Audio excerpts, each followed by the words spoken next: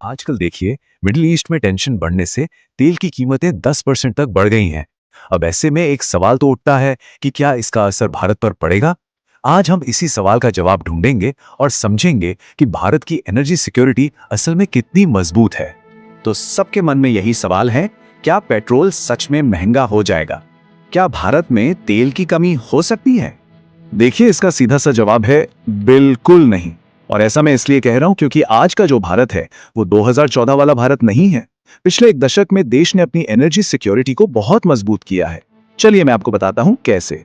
तो सबसे पहली और सबसे जरूरी चीज है हमारा अपना तेल का बैकअप, जो हमें किसी भी बुरे वक्त में बचाता है। इसे कहते हैं स्ट्रैटेजिक पेट्रोलियम रिजर्व या शॉर्ट में एसपीआर। आप इसको देश का एक सेफ्टी नेट समझ लीजिए। मतलब ये हमारा इमरजेंसी का तेल भंडार है जो किसी भी तरह की सप्लाई में रुकावट से हमें बचाने के लिए स्टोर करके रखा गया है।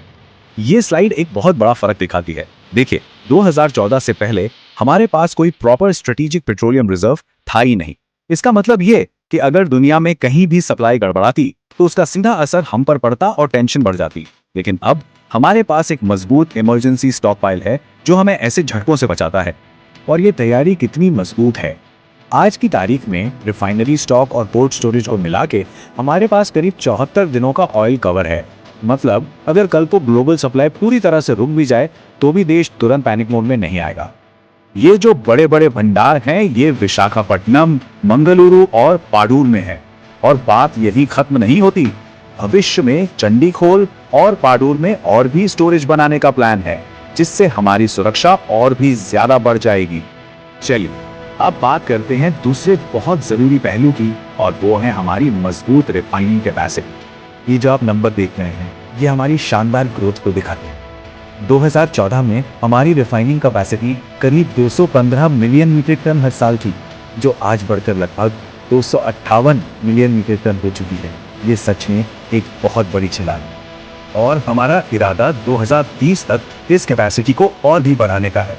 इससे होता यह है कि हम सिर्फ तेल खरीदते नहीं हैं, बल्कि उसे प्रोसेस करके एक ग्लोबल प्रोसेसिंग हब के तौर पर दुनिया में अपनी जगह मजबूत कर रहे हैं।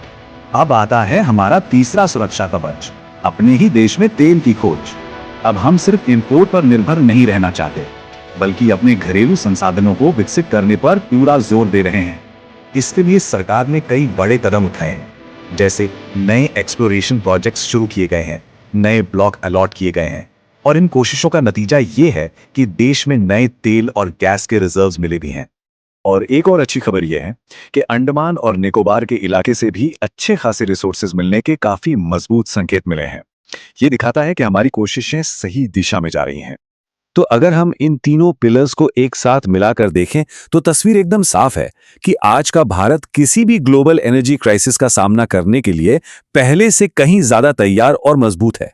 तो संक्षेप में कहें तो हमारी एनर्जी सिक्योरिटी 3 मजबूत पिलर्स पर खड़ी है।